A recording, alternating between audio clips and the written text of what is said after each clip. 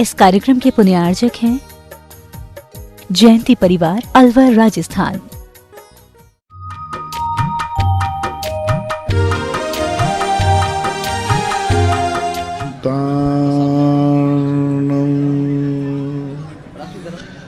नमो सिद्धार्णं नमो आयर्याणं नमो वज्रायाणं नमो लोये सवशाहूर्णं।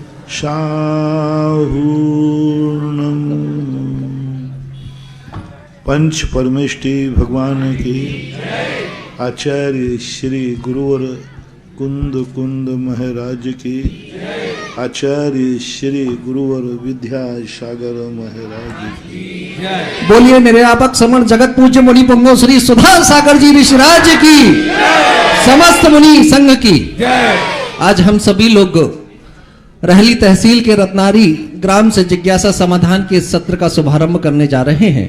पूज्य मुनिश्री के चरणों में बारंबार नमोस्तु निवेदित करते हुए संध्याकालीन इस सत्र में आज का ये जिज्ञासा समाधान प्रारंभ होने जा रहा है। आज की प्रथम जिज्ञासा के लिए मैं आमंत्रित कर रहा हूं हमारी बीच विदुषी नीलू भाभी जबलपुर से हैं। कृपया वे अपनी जिज्ञासा लेकर के उपस्थित हों। उसके बाद अंकित जैन प्रासु जैसी नगर तैयार रहेंगे।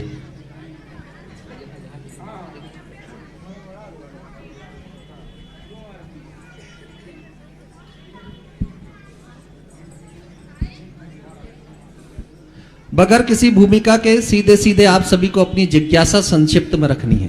नमोस्तु महाराज जी, नमोस्तु महाराज जी, नमोस्तु महाराज जी।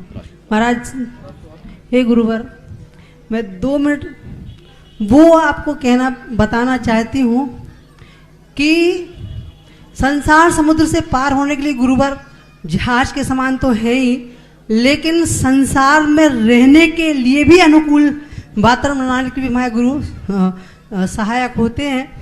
एक गुरुवर आपकी यदि आज्ञा हो तो 2 मिनट में वो बात कहूँगी कि 2 साल पहले जब हम आपके पास बिजोलिया में आए, उस समय हम 15 महिलाएं थे और कोई पुरुष हमारे साथ नहीं था। हम लोग वहाँ से निकले, यद्यपि सभी महाराजों ने कहा कि तुम लोग अभी क्यों आई, लेकिन हमारे जबलपुर में उस समय कोई वातावरण था नहीं कोरोना का। हम लोग महाराज जी वहाँ से निकले और 10 किलोमीटर जब ज्यों ही पहुँचे, एक कार आ रही थी, बिल्कुल इतना सा एक हाथ का अंतर, इतना बुरा एक्सीडेंट होता, लेकिन फिर भी महाराज जी वो उतरा व्यक्ति और एकदम दादा किस्म का, और उसने निकाल लिया छुरा चक्कू। तो हमने इतना कर कहा, देखो भैया ये लड़का अनजान है और हम सुधा सागर महाराज जी के पास से आए हैं। तो वो महाराज जी ऐसा शांत हो गया जैसे गऊ के जैसे हो गया। तो उसके बाद महाराज जी हम लोग चले तो थोड़ी 20-25 किलोमीटर चले, ट्रैफिक वालों ने पकड़ लिया। अब वो ट्रैफिक वालों ने पकड़ लिया, कोई महिलाएं कुछ ऐसा जानकार नहीं। अब क्या करें, वो बोले तुम क्यों घबराती हो, इसके मालिक को बुलाओ। हमने कहा भैया बहुत देर, आधा घंटा देखा, हमने कहा भैया क्या करें। अब हम और उसके नेता हम ही थे महाराज जी, हम ही लेके गए थे सब लोगों को, हमें कुछ आता जाता नहीं। तो फिर हमने उससे कहा कि सर हम लोग सुधा सागर महाराज जी के पास से आए हैं और आप ये जो आपको जो भी कागज वगैरह चाहिए वो आप फोन से उसके मालिक से मंगा लीजिए, लेकिन हम लोग सुधा सागर महाराज जी के पास से आए। तो अच्छा सुधा सागर जी के आए, वहाँ तुम्हारी ड्यूटी लगी थी, जाओ। महाराज जी वहाँ से बचे, जैसे तैसे वहाँ से निकले, कोटा पहुँचे तो उसने गाड़ी वाले ने रॉन्ग साइड में गाड़ी लगा दी। 15 किलोमीटर महाराज जी शाम को गाड़ी का टाइम हो गया 8 बजे और वहीं घुमाता रहा वो। अब इतनी घबराहट कि अब क्या करें। तो फिर हमने अब एक ट्रैफिक वाले ने कहा आपको यहाँ से निकलने तो नहीं मिलेगा। हमने ज्यों ही कहा कि भैया हम सुधा सागर महाराज जी के पास से आ रहे हैं, वहाँ से उसने वो महाराज जी गाड़ी में बैठा हम लोग के साथ और स्टेशन तक छोड़ने गया हम लोगों को। इसका अर्थ है तुम्हारा आधार कार्ड और महाराज जी गाड़ी का समय हो गया 8 बजे, लेकिन उसने किस्मत महाराज जी से केवल आपके नाम से हम लोग स्टेशन पहुंचे। 2 घंटे गाड़ी लेट हो गई तो बैठने मिल गया और उसके बाद महाराज जी ज्यों ही जबलपुर पहुंचे, इतना तेज आंधी तूफान, घर के दरवाजे पर बैग रखा और दे ओले की मार महाराज जी। और उसके बाद अंदर घुसते ही लॉकडाउन चालू। उस दिन का दिन है महाराज जी, मुझे लगा कि हे भगवान, ये गुरु ऐसे ही नहीं होते, इनका नाम जबरदस्त होता है। इसलिए मैं सब बहनों से कहना चाहती हूँ, कभी भी संकट पड़े अपने गुरु को हृदय में बसा करके रखना।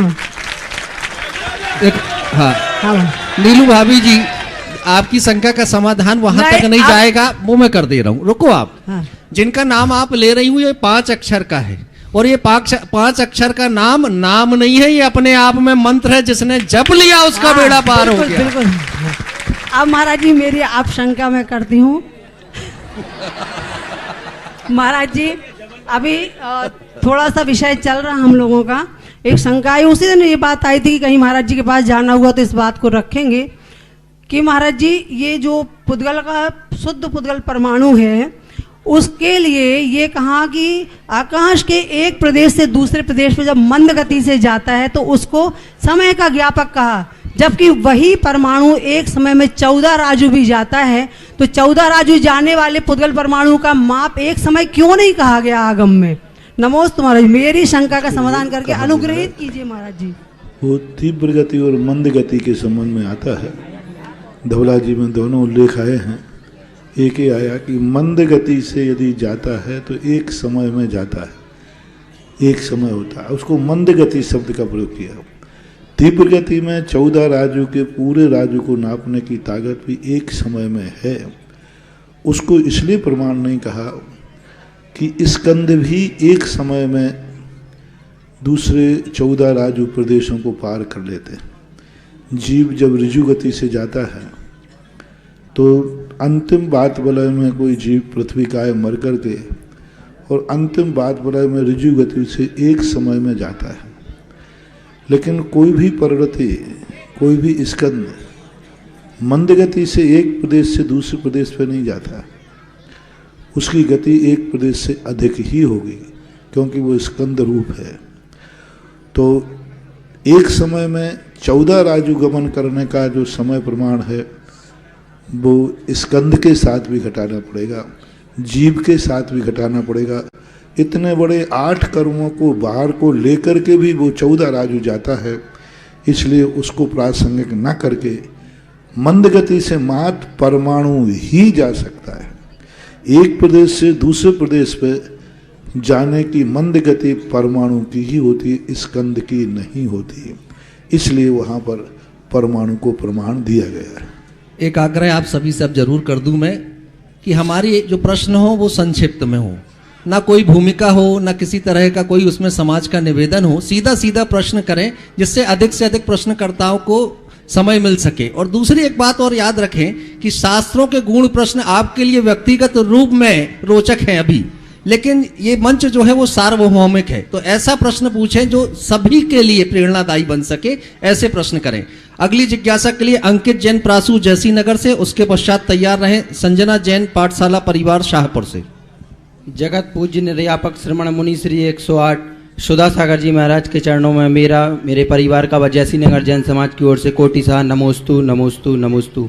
महाराज श्री, मेरी जिज्ञासा यह है कि जहाँ हम सुबह भगवान का अभिषेक करने के टाइम पे पांडुक शिला पे भगवान जी की प्रतिमा जी को विराजमान करते हैं, तो वहाँ पर विनायक यंत्र जी विराजमान करना चाहिए या नहीं? और यदि वहाँ पर विराजमान करना चाहिए तो उस पर अभिषेक शांति धारा करना चाहिए या नहीं? आगम में इसका कोई उल्लेख नहीं। प्रतिदिन अभिषेक के समय यंत्र की स्थापना करने का कोई उल्लेख नहीं। मात्र पंचकल्याणक प्रतिष्ठाओं में यंत्र का अभिषेक करने का उल्लेख मिलता है, वो भी प्रतिष्ठा में। नित्य नियम के अभिषेक में या विनायक यंत्र, कोई भी यंत्र की स्थापना करना किसी भी आगम में नहीं है। अब यदि कर लेते हैं तो कोई दोष नहीं, क्योंकि जितने यंत्र कुछ हैं इनको एक जिनवाणी का रूप मान लिया जाता है।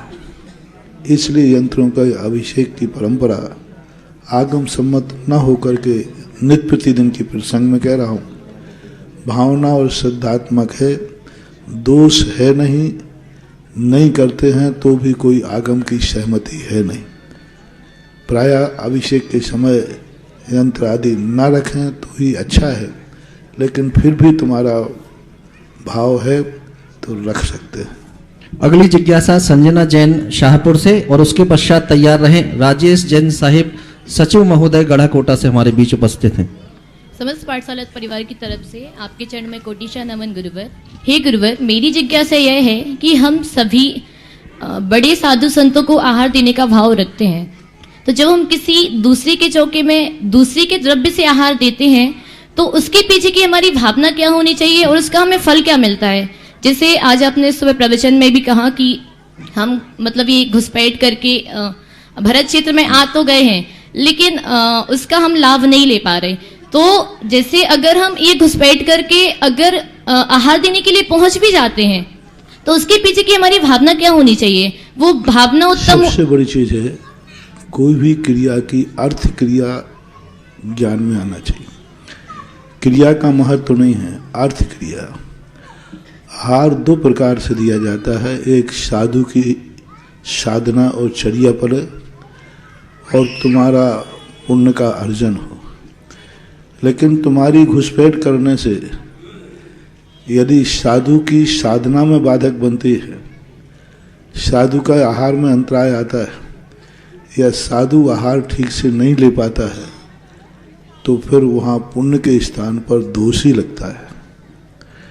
हमें सबसे पहले देखना, इसलिए तो जैनाचार्यों ने कहा जहाँ कृत करना पड़े वहाँ कृत करो। जहाँ कृत करने से बाधा पहुँचती है तो वहाँ पर कृत न करके कारत करो। कारत करना भी संभव नहीं हो तो बस महाराज का आहार हो रहा है, ठीक हो जाना चाहिए, यह भाव कर लेते हम तो देने के बराबर उसको पुण्य बराबर मिलता है।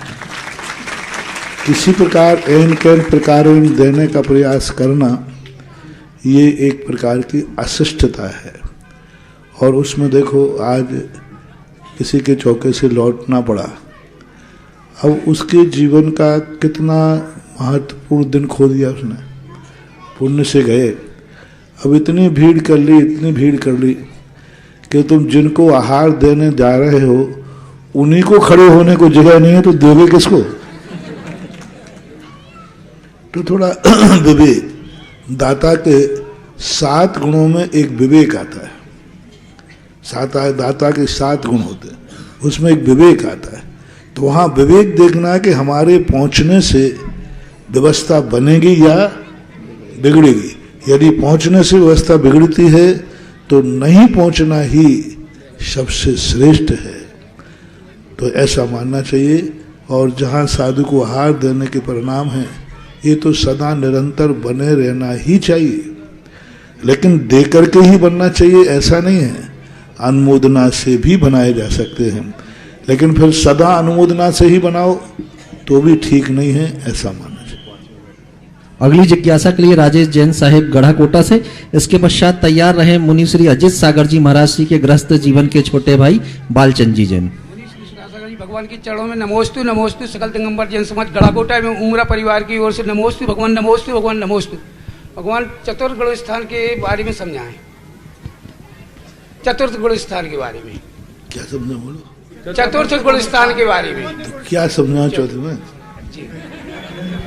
महाराज श्री, मेरा तो एक आग्रह है, चूंकि ये सार्वजनिक मंच है, शास्त्रों की गूढ़ व्याख्याएं व्यक्तिगत तौर पर सबको समाधान चाहिए। चतुर्थ गुण स्थान का अर्थ इतना ही समझ लें, जब व्यक्ति मिथ्यार्थ से यानी सत्य को असत्य मान रहा था, असत्य को सत्य मान रहा था, वह जो भूल उसकी सुधर जाती है। सत्य को पा नहीं पाता लेकिन सत्य को स्वीकार कर लेता है, मार्ग पर चल नहीं पाता और सच्चे मार्ग को खोज लेता है। यही चतुर्थ गुण स्थान की सामान्यता परिभाषा है।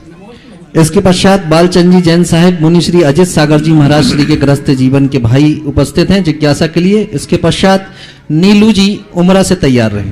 हे गुरुवर, नमोस्तु नमोस्तु नमोस्तु।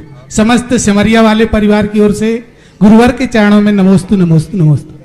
हे गुरुवर, मेरी जिज्ञासा है कि जैसे शास्त्र स्वाध्याय और मुनियों के प्रवचन से जाना है कि जैसे देव सद्गुरु की वंदना दर्शन कर रहे हैं और कोई अगर सामने या विघ्न उत्पन्न करता है तो दर्शनावाणी कर्म का बंध होता है, शास्त्र स्वाध्याय में बाधा डालता है तो ज्ञानावाणी कर्म का बंध होता है। हे गुरुवर, वो जीव कौन से कर्म का बंध करेंगे जो धर्म प्रभाव ना तो करते हैं और न करने देते हैं, और साथ ही गुरुवर जैसे मुनिराज का चतुर्मास आदि मिल रहा हो तो उसमें भी विघ्न आदि उत्पन्न करते हैं, ऐसे जीव कौन से कर्म का बंध करेंगे? हमेशा कोई भी व्यक्ति गुणवानों की प्रभावना में बाधा डालता है, वह व्यक्ति अपने आप की खुद इस प्रकार की स्थिति पा लेता है, कभी वो अच्छे कार्य करेगा भी तो भी उसकी प्रशंसा नहीं होती। बहुत सारे लोग कहते हैं महाराज मैं कितना अच्छा कार्य करता हूँ लेकिन मेरी बुराई ही होती है, लोग मुझे बुरा ही कहते हैं। तो उसका परिणाम ये है कि कभी तुमने किसी अच्छे व्यक्ति के कार्यों में विघ्न डाला होगा और त्याग तपस्या और प्रभावना के कार्य में हम न कर सके ये कोई बड़ी चीज़ नहीं है, लेकिन दूसरा करता है तो उसमें विघ्न डालने से स्वयं के जीवन के लिए अयशस कीर्ति नाम कर्म का बंध होता है। व्यक्ति कोई अपराध ना भी करे तो भी उसका अपवाद हो जाता है। कई लोग कहते महाराज जी मैंने ऐसा अपराध किया ही नहीं लेकिन लोग मुझे बदनाम कर रहे हैं, मैंने कार्य किया नहीं तो वे बदनाम इसलिए कर रहे हैं कि आपने कभी अच्छे कार्यों में विघ्न डाला होगा, तो नहीं पाप करते हुए भी दुनिया आपको बुरा मानती है, ऐसा मानना चाहिए। नीलू जी और मंजू जी उमरा से एक साथ खड़े हो जाएं और एक जिज्ञासा आप रखें, उसके पश्चात सीमी जैन शाहपुर प्रतिभा स्थली की छात्रा हैं, वो तैयार रहें। नमोस्तु मेरा श्री, नमोस्तु मेरा श्री, नमोस्तु मेरा श्री। मेरा क्रोध में कैसे काबू पाए? क्रोध को काबू पाने का सबसे बड़ा तरीका है छोटा सा, क्रोध की हानि और लाभ पर विचार करें। क्रोध करने के बाद लाभ क्या मिला, हानि क्या हुई। हानि और लाभ पर जब हम विचार करेंगे तो हमारे लिए कुछ मन में भाव आएगा कि मैंने क्रोध करके क्या पाया। सामने वाले से दुश्मनी पाई, स्वयं के अंदर संक्लेश पाया, स्वयं के अंदर का क्लेश पाया और दुश्मनी मोल ली। इसलिए क्रोध आदि भाव जो हैं ये दूसरे का नाश बाद में करते हैं, स्वयं का नाश पहले करते हैं। ऐसी धारणा बना करके अपने क्रोध पर कंट्रोल रखना चाहिए। सिमी जैन शाहपुर अपनी जिज्ञासा के साथ उपस्थित हैं। इसके बाद निमंत्रित करूंगा रविंद्र जैन उमरा वाले गढ़ाकोटा समाज अध्यक्ष। नमोस्तु महाराष्ट्री जी। महाराष्ट्री जी, मेरा प्रश्न यह है कि जब किसी की मृत्यु हो जाती है तो उसे पुण्यतिथि के रूप में क्यों मनाया जाता है? कहते हैं कि ये प्रथम पुण्यतिथि है, द्वितीय पुण्यतिथि है। महाराष्ट्री जी, पुण्यतिथि का सच्चा अर्थ क्या है? पुण्यतिथि एक लोक व्यवहार में इसलिए कहते हैं क्योंकि वह व्यक्ति अच्छा था। अच्छे व्यक्तियों का जो मरण होता है तो वो सदगति को प्राप्त होते हैं। भारत देश की एक परंपरा है, कोई भी व्यक्ति मरता है तो उसको स्वर्गीय लिखते हैं। तो विचार ये है कि आज तक कोई नरक गया ही नहीं क्या, लेकिन स्वर्गीय लिखते हैं। तो स्वर्ग का अर्थ होता है स्वर्ग चला गया। तो हमारी भावना यही है रहती है भारत की कि हम तो उसको पुण्यतिथि मानते हैं कि यहाँ से मर कर के वो स्वर्ग गया है, पुण्य क्षेत्र में गया है, इसलिए पुण्यतिथि के रूप में मानते हैं। हालांकि यह शब्द आगम सम्मत नहीं है। शास्त्रों में ऐसे पुण्यतिथि आदि के मनाने का कोई उल्लेख नहीं पाया गया। बड़े बड़े राजा महाराजाओं का मरण हुआ लेकिन उनकी पुण्यतिथि कभी मनाई जाती है या मनाई गई है, ऐसा कोई आगम में शास्त्रों में उल्लेख नहीं मिला। समाधिस्थ साधुओं का, तीर्थंकरों का मनाना अलग है। सामान्य गृहस्थों की पुण्यतिथि का आगम सम्मत तो उल्लेख नहीं है, एक लोक सम्मत है, लोक व्यवहार में ऐसा मानते हैं। तो एक सद्भावना के रूप में जाते हैं कि भाई पुण्यात्मा होकर के पुण्य क्षेत्र में गया होगा, ऐसा। इसके बाद रविंद्र जैन उमरा वाले अध्यक्ष गढ़ाकोटा समाज, और उसके बाद निमंत्रित होंगे पवन भाग्यश्री परिवार से। सभी लोग एक साथ खड़े हो जाएंगे और नीलू जी का प्रश्न होगा। महाराज श्री नमोस्तु। गढ़ाकोटा समाज उमरा समाज की ओर से आपके श्री चरणों में बारंबार नमोस्तु। महाराज श्री, हमारा प्रश्न यह है कि जैसे हम लोग उमरा गांव के रहने वाले थे, वहाँ से पलायन करके गढ़ाकोटा पहुँच गए, कुछ लोग इंदौर पहुँच गए, कुछ लोग सागर पहुँच गए। हमारा उस गांव के जनालय के प्रति, उस गांव के निवासियों के प्रति हमारा क्या कर्तव्य है, मुझे समाधान करें। सबसे बड़ा कर्तव्य तो यही है कि वो तुम्हारे पूर्वजों ने मंदिर बनाया था तुम लोगों के लिए, उस मंदिर के साथ तुम्हारा पहली बार तो तुम्हें छोड़ के नहीं जाना चाहिए था। छोड़ के गए हो तो उनको साथ ले जाना चाहिए। साथ नहीं ले जा सकते हो तो उसकी वहाँ व्यवस्था करना चाहिए। तुम अमीर आदमी हो गए इसलिए छोड़ के चले गए, तो दुनिया में किसी गरीब आदमी को लाके वहाँ रख दो। मैंने अभी शाहपुर में कहा था, ये गलती तुम लोगों की नहीं है, गलती हम लोगों की है और भगवान की है कि उन्होंने तुम्हें इतना अमीर बना दिया कि तुम गांव छोड़ करके शहर चले गए, और गरीबी बनी रहते तो अभी गांव में टिके रहते, क्योंकि तुम्हारे पास 2 पैसा हुआ नहीं और तुमने गांव छोड़ा नहीं। तो इस बेकार बन जाती हैं, उसकी एक व्यवस्था करना चाहिए। कुछ जो गरीब लोग होते हैं उनको आजीविका देकर वहाँ बसाना चाहिए। अपना मकान खाली कर दिया उनको दे देना चाहिए और गांव जीवित रहें। और इतना नहीं कर सकते हैं तो कम से कम साल भर में वहाँ कोई वार्षिक मेला, वार्षिक उत्सव, वार्षिक विमान आदि मनाना चाहिए। जो उठ के गए हैं उनको अपना उस गांव को इष्ट देव मानना चाहिए। देखो, वैष्णव लोगों में एक बहुत परंपरा है, सारे भारत में है, कि वो कहीं भी चले जाएं, जब भी उनके यहाँ कोई फंक्शन होता है, कार्यक्रम होते हैं, तो अपने कुल देवता और देवी को पूजने आते हैं। कुल देवता देवी पूज, जहाँ उनके पूर्वज रहे हैं वहाँ पर उनका कोई चबूतरा आदि है, तो वहाँ पर वो कहाँ से, मन कई बार ऐसे ऐसे लोग आते, कलकत्ता बंगाल से आ रहे हो, और कहाँ शेखावाटी, मैंने भाई क्यों? बोले यहाँ हमारे पूर्वज रहते थे, उस समय इससे चबूतरे को मानते थे। तो तुम लोगों को उन गांव के मंदिर को इष्ट देव मान लेना चाहिए, कुल देवता मान लेना चाहिए। जब भी तुम्हारे घर में कोई कार्यक्रम हो, उन कुल देवताओं पर आकर के वहाँ पूजा विधान अभिषेक करना चाहिए। मान लीजिए आप 50 घर हो और 50 घर वाले बाहर चले गए, गड़ा कोटा सागर आदि कहीं भी, और वे सभी घर वाले अपने कोई भी इष्ट कार्य हो अपने कुल देवता के पास श्रीफल चढ़ाने आए, तो एक घर में कम से कम साल भर में 2-3 कार्य तो मांगलिक होते ही। जन्म का है, शादी का है, पुण्यतिथि है, शादी ब्याह है, 2-4 कार्यक्रम साल भर में। और एक व्यक्ति यदि साल भर में एक परिवार 2-4 बार कुल देवता के पास शांति धारा करने श्रीफल चढ़ाने आएगा, तो 50 घर हैं तो 50 चौका 200 दिन तो वहां वैसे ही चहल पहल बनी रहेगी, क्योंकि सबकी तारीखें एक तो पड़ेंगी नहीं, कोई कभी आ रहा है। तो ये सबसे बड़ी चीज है कि वो आपका मंदिर है तो आप उसे कुल देवता मान करके, कि हमारे पूर्वजों का ये मंदिर बनाया हुआ है, पूर्वज हमारे यहाँ पूजा करते थे, पूर्वजों ने इनको भक्ति करके हमें बड़ा किया है, इन्हीं की कृपा से हमारा जन्म हुआ है, इन्हीं की कृपा से जब हम 45 दिन के हुए होंगे तो हमारे माँ बाप इन्हीं देवता के पास दर्शन कराने ले गए होंगे, इसलिए वो हमारे कुल देवता हैं।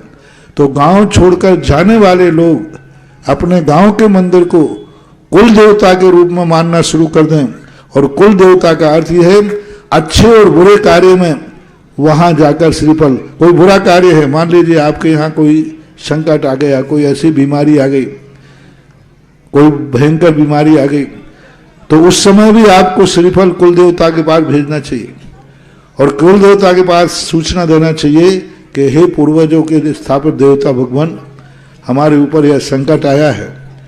और उन कुल देवताओं की सूचना देने का अर्थ है अपने पूर्वजों को सूचना देने के बराबर वह नियम से मंगलकारी होता है।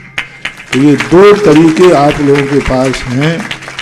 गांव को या तो बसाओ जो गरीब लोग हों उनको, और नहीं तो आप लोग उनको कुल देव मान करके और हर कार्य में करें, तो सारे आप शहर में जा करके रहो, गांव में मंदिर जीवित बना रहेगा, सुरक्षित रहेगा। अगली जिज्ञासा पवन जैन भाग्यश्री परिवार की, उसके पश्चात तैयार रहेंगे अशोक जैन पत्रकार छतरपुर से। महाराज श्री मेरे गुरुवर के चरणों में मेरे परिवार का और समस्त संगम कॉलोनी जबलपुर की ओर से नमोस्तु नमोस्तु नमोस्तु।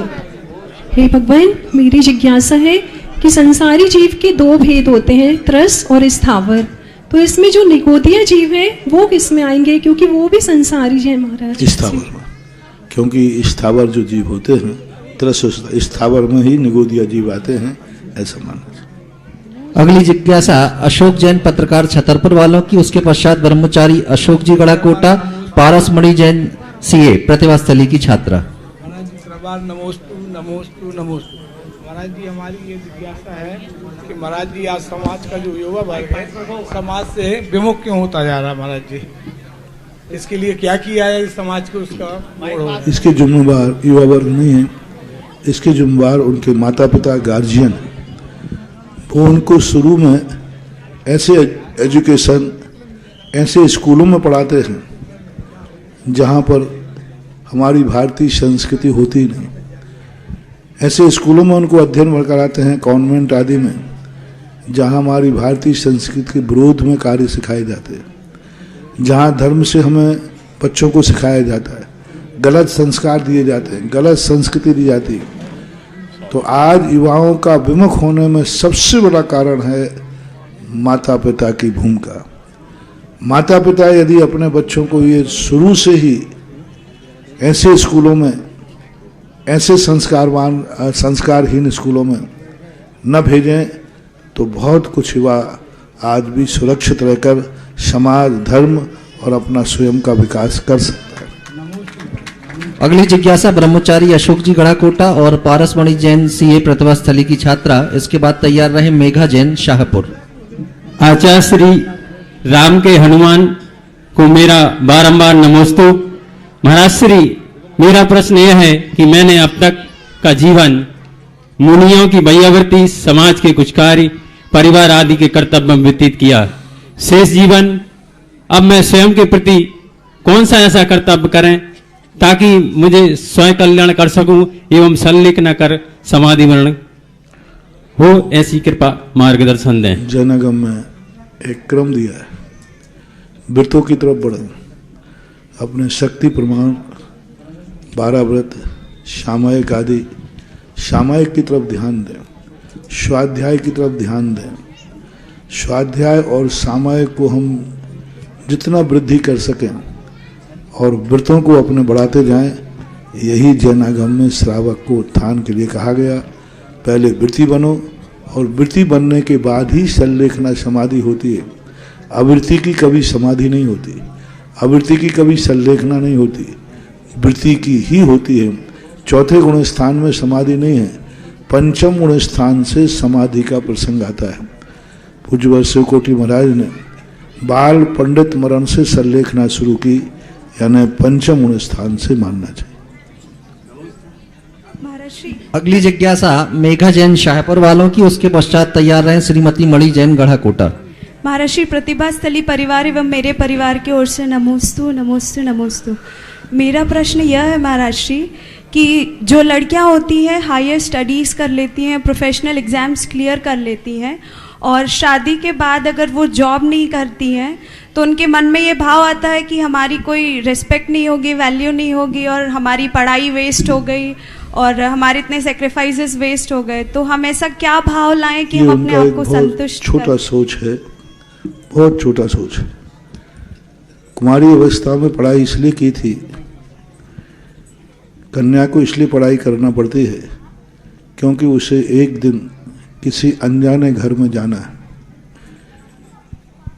स्त्री के जीवन में एक ऐसा मोड़ आता है, शादी के बाद उसका सब कुछ जीवन पराया होता है, सब कुछ अनजाना होता है, सब कुछ नया होता है और उस फ्यूचर के संबंध में वह मन में भयभीत होती है। इसलिए वो पूरी ताकत लगा के पढ़ती है, योग्य बनती है कि यदि कोई गलत स्थान मिला या अयोग्य स्थान मिला तो मैं अपनी ज़िंदगी चला सकें। और भाग्य से यदि उसे इतना अच्छा स्थान मिल गया हो, इतना अच्छा स्थान मिल गया हो तो उसने पढ़ाई की थी नौकर बन करके, नौकर बनने के लिए और बन गई सेठानी तो उसे तो और अच्छा सोचना चाहिए और अच्छा विचार करना चाहिए था। क्योंकि नौकरी करने के अपेक्षा से यदि उसको ऐसा वातावरण मिल गया कि यहाँ नौकरी की जरूरत ही नहीं, यहाँ तो सब कुछ वह है जो नौकरी से पाया जा सकता है, यहाँ सब कुछ वह है जो हम नौकरी के माध्यम से भी हासिल नहीं कर सकते, वहाँ तो आखिर तुम्हें नौकरी के संबंध में किसी ना किसी के अंडर में रहकर पराधीनता स्वीकार करना ही पड़ेगी। और यहाँ तो तुम्हें स्वतंत्रता मिली तो उनको अवभाग्य मानना चाहिए, दुर्भाग्य नहीं मानना चाहिए। अगली जिज्ञासा श्रीमती मणि जैन गढ़ाकोटा से, उसके पश्चात ब्रह्मचारी अंकित भैया आमंत्रित होंगे। 108 मुनि पुंगव श्री सुधा सागर जी महाराज जी के चरणों मेरा कोटि सा नमोस्तु नमोस्तु नमोस्तु। हे गुरुवर, मेरी जिज्ञासा है कि जब भगवान समोसरण से विहार करते हैं तो भगवान आकाश में ऊपर विहार करते हैं या नीचे इधर 4 अंगुल ऊपर?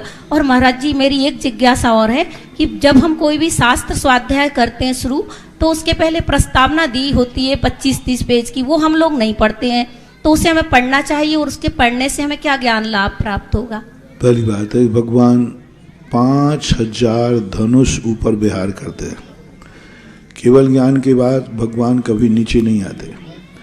5000 धनुष ऊपर विहार करते हैं।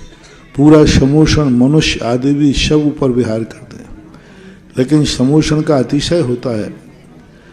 देवता इस प्रकार माया करते हैं कि जमीन पर खड़े हुए लोगों को ऐसा नहीं लगता कि 5000 धनुष ऊपर है, उनको गर्दन ऊंची नहीं करना पड़ती, उनको ऐसे लगता है जैसे हमारे आई लेवल पर भगवान विहार कर रहे हैं।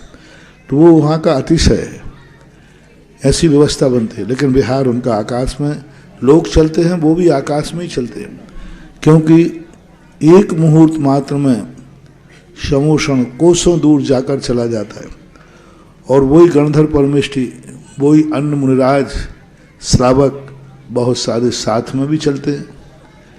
तो साथ में चलने वाले श्रावक वो भी वहाँ पहुँचते हैं, तो वो सब देवताओं के द्वारा व्यवस्थित होकर आकाश मार्ग से चलते हैं। क्योंकि आज तुम जब महाराज को अपने नगर में आने के बाद उन्हीं को अकेला नहीं छोड़ रहे हो, बिहार मुझे करना है, आप लोग क्यों बिहार कर रहे थे? अरे मुझे आचार्य के पास जाना, तुम्हारे लिए क्या जरूरत पड़ी? नहीं, महान आत्माओं के साथ हम जितने कदम चल सकेंगे वह हमारी जिंदगी की धरोहर होती है। महाराज के साथ बिहार इसलिए नहीं करना कि महाराज को अकेले में बिहार करने में डर लगता है या वो नहीं कर सकते।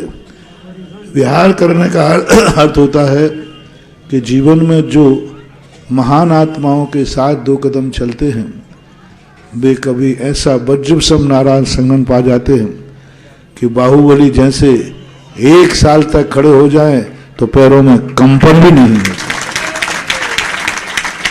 क्योंकि उन्होंने पद विहार किया है महाराज के साथ। और महाराज लोग जब विहार करते हैं तो उनके साथ विहार करने में जो पुण्यबंध होता है वह पुण्यबंध तुम्हारे शारीरिक दृष्टिकोण से भी महत्वपूर्ण है। फिर तीर्थंकरों के साथ तो हजारों लाखों लोग एक साथ विहार करते हैं। दूसरा प्रश्न है,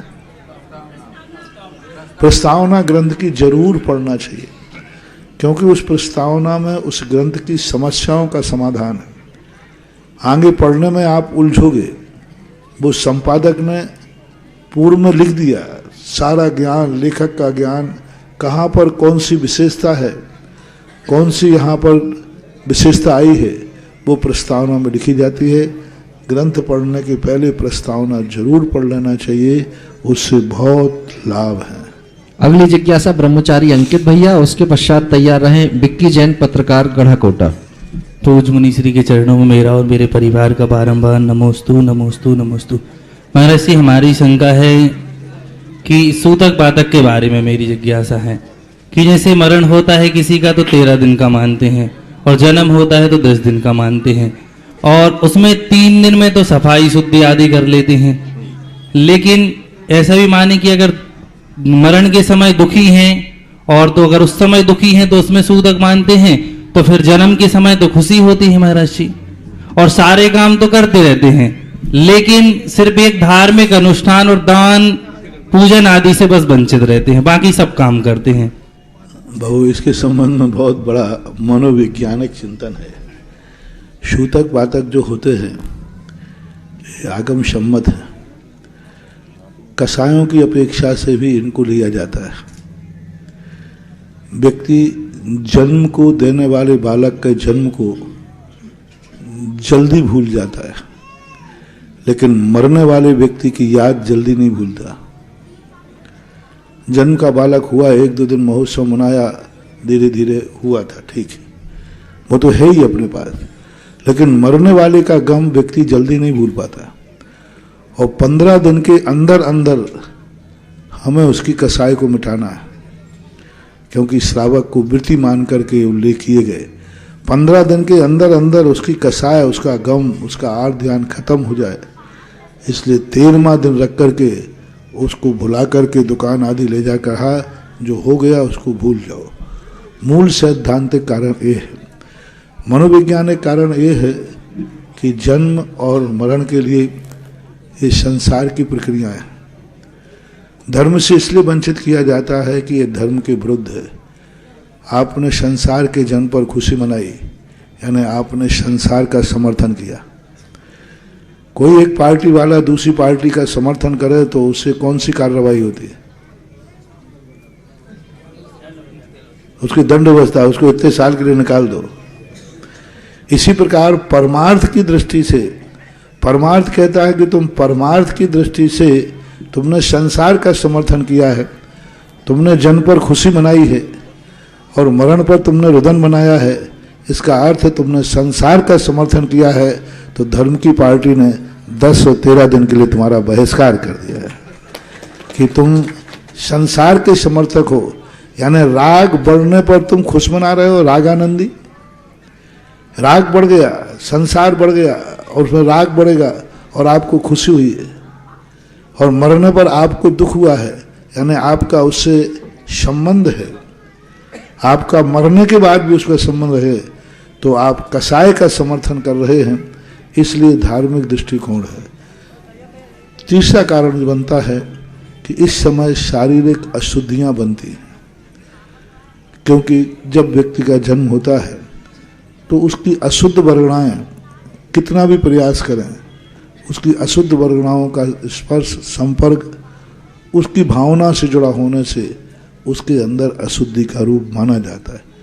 आगम में इसके संबंध में कोई विशेष विश्लेषण जैनाचार्यों ने करना उचित नहीं समझा, इसे जनपद सत्य मान करके जनता के ऊपर छोड़ दिया।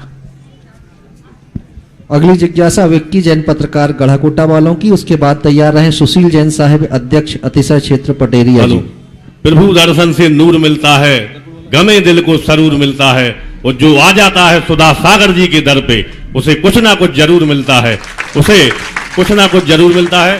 हे पूज्य गुरुदेव, हम सभी इस रहली विधानसभा क्षेत्र के हजारों युवा भैया अभिषेक भार्गव जी के नेतृत्व में उनके साथ मिलकर कई ऐसे समाज सेवी कार्य कर रहे हैं।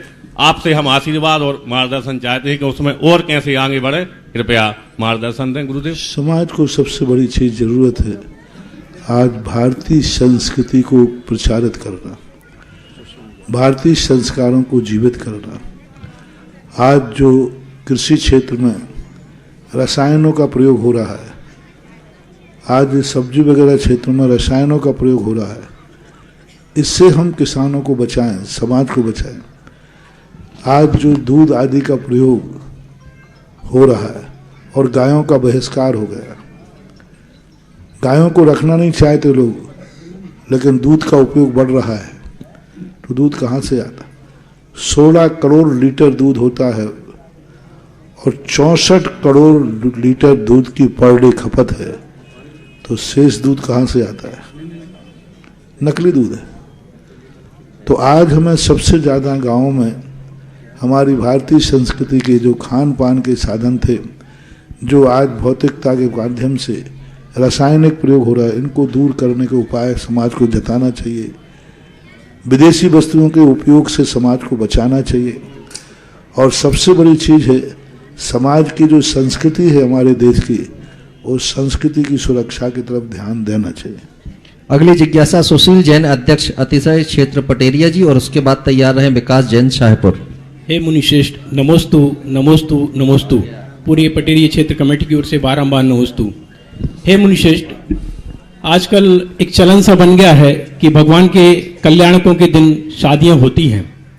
खासतौर पर महावीर जयंती के दिन बहुत आयत रूप से शादियां होती हैं और जन कल्याण का कार्यक्रम गौण हो जाता है और शादियां प्रमुख हो जाती हैं। प्रभुवर, मैं आपसे ये मंच के माध्यम से ये संदेश दिलवाना चाहता हूं कि इस दिन केवल जन कल्याण का कार्यक्रम हो।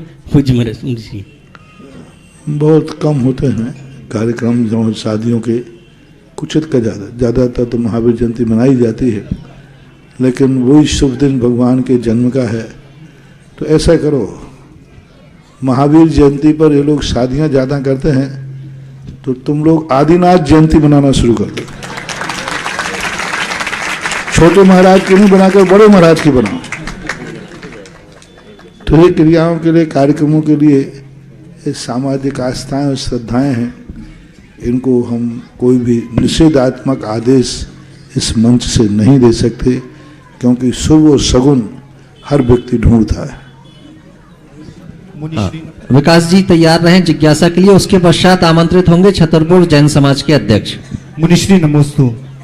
महाराज जी, हम स्कूल में बच्चों को बहुत अच्छे संस्कार देते हैं और बच्चे जब तक हमारे पास में रहते हैं तो बहुत अच्छे संस्कार में रहते हैं, लेकिन बच्चे जैसे ही हम लोगों से दूर होते हैं, कॉलेज लेवल में पहुंचते हैं, तो वो कुसंस्कारित हो जाते हैं। उनकी मतलब जो आदतें हैं वो गलत हो जाती है। तो ऐसा क्या प्रयास करना चाहिए कि वो संस्कार उनमें हमेशा के लिए बने रहें? दूर क्यों भेजते, क्यों भेजते हो? तो इतना डर है। तो यही तो हम आजकल कह रहे हैं कि आप अपने बच्चे हैं, अपने स्कूल खोलिए, अपने कॉलेज खोलिए। जिस योग्यता को लेकर युवा पढ़ना चाहते हैं, उस योग्यता की पढ़ाई के स्वयं के कॉलेज खुलना चाहिए, समाज के कॉलेज खुलना चाहिए। सरकार को ऐसे कॉलेजों की स्थापना करने को प्रोत्साहन के लिए बाध्य करना चाहिए। इसका एक ही उपाय है, बच्चे तो कोमल होते हैं, जिस संस्कार में जाएंगे वह संस्कार उनके अंदर आएगा। तो आप ऐसे कॉलेजों में न भेजें जिन कॉलेजों का मैनेजमेंट मांसाहारी हो, ऐसे कॉलेजों में न भेजें जो भारतीय संस्कृति के विरुद्ध हों, ऐसे कॉलेजों में न भेजें जहां संस्कारहीन शिक्षा दी जाती हो। तो ये तो माँ बाप को सोचना और विचार करना पड़ेगा। बच्चों के लिए तो बचाया नहीं जा सकता, उनको जिस गलत संस्कार में भेजोगे वो गलत बनेंगे। छतरपुर जैन समाज का प्रतिनिधिमंडल जिज्ञासा के लिए, उसके पश्चात माया जैन गढ़ाकोटा तैयार रहे। परिवार नमोस्तु नमोस्तु। छतरपुर जैन समाज, सकल दिगंबर जैन समाज, श्रवणोदय खजुराहो अथरा क्षेत्र का। महाराज श्री, जैसे हमें जैन समाज अध्यक्ष बन गए हैं, तो अपनी समाज को हम एकत्रित कैसे रखें और कैसे अपने पद का निर्वहन करें और कैसे आप तो अपनी समाज को साथ ले जा सकें? समाज को सबसे बड़ी जो समाज की स्थितियां हैं, समाज में जो परेशानियां हैं, उन परेशानियों को दूर करने का प्रयास करो। जो गरीब तबके के लोग हैं, उनके बच्चों को उनके लिए एक अच्छा सहयोग दें कि वे अच्छे इंसान बने, और समाज के अंदर उन कुरीतियों को न पनपने दें जिससे हमारी संस्कृति नष्ट होती है, हमारा सामाजिक वातावरण बिगड़ाता हो। उनके लिए हमारे लिए विरोध करना पड़े, विरोध सहन करना पड़े तो करना चाहिए। समाज की एकता जिसमें बंधित हो सके वह कार्य जरूर करना चाहिए। इसके बाद माया जैन गढ़ाकोटा, फिर आमंत्रित होंगे सचिन बैसाखिया कोषाध्यक्ष जैन समाज गढ़ाकोटा। मुनिपुंगा श्री सुधा सागर जी महाराज जी को मेरे परिवार और मायके के परिवार से बारंबार नमोस्तु। हे गुरुवार, मंदिर में जो मंदिर के लिए भेला, चिरौंजी, बादाम आदि मंगाते हैं, वो क्या घर में यूज नहीं कर सकते? क्या मंदिर के लिए भेला, लौंग, इलायची मंगाते हैं, तो वो घर में यूज नहीं कर सकते क्या उपयोग? तो मंदिर के नाम से मंगाते क्यों? घर के नाम से मंगाओ और उसमें से मंदिर में चढ़ाओ। ये बनियों की परंपरा है, दुकान पे जाकर के मंदिर के चावल दे दो। खाने के चावल अलग हैं और मंदिर के चावल, खाने का भेला अलग है, मंदिर का भेला अलग है। ये बहुत बड़ी बनियाई चाल चल रही है और वो दुकानदार भी जानता है मंदिर के चावल कौन से। मुझे एक बार इसलिए पकड़ में आए, ओम शांति, कि एक महोत्सव में पानी गिर गया, बरसात हो गया, तो चढ़ाने की जो द्रव्य थी वो चावल वगैरह भीग गए। तो उन्होंने कहा महाराज जी अब चावल रात में भीग गए हैं, क्या वो अब 5 दिन के चावल हम क्या करें? तो हम कहे ऐसा करो, कोई बात नहीं, जो खाने के चावल तो नहीं भीगे, नहीं वो तो स्टोर में रखे हैं, ये 2 पंडाल में थी चढ़ाने वाली। तो हमने कहा ऐसा करो, मैंने सहज भाव में, ऐसा करो जो चावल भीग गए हैं वे सारे चावल आज खाने में ले लो और जो खाने के चावल बने हैं वो पंचखंड में ले लेना।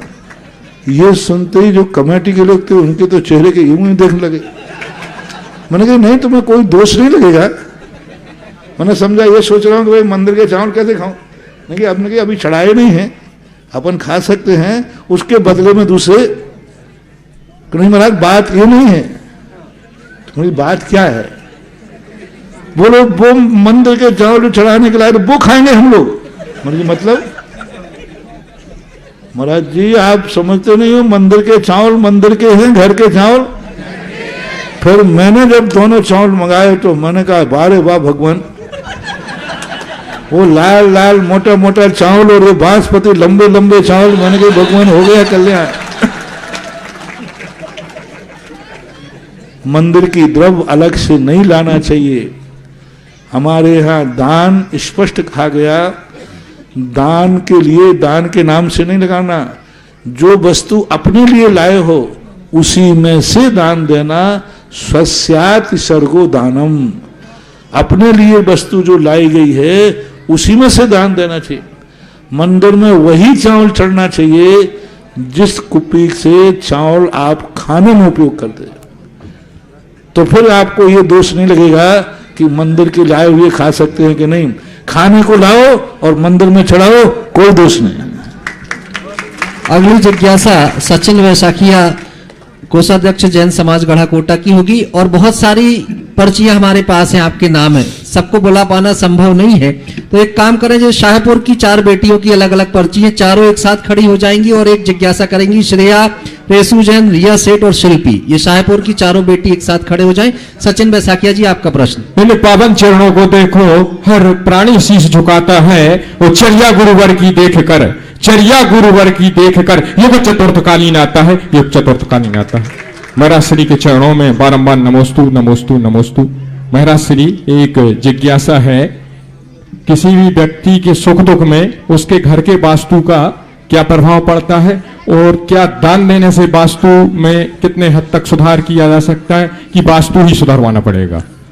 वास्तु जो है कोई धार्मिक नहीं है, एक वैज्ञानिक है। जैसा बीमार होने पर औषधि काम करती है वैसा ही वास्तु काम करता है।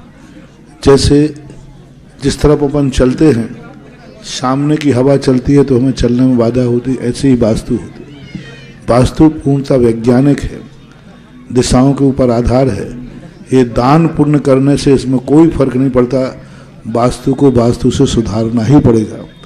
कोई दर्पण लगा लेता है, कोई कांच लगाता है, इससे कुछ नहीं होने वाला।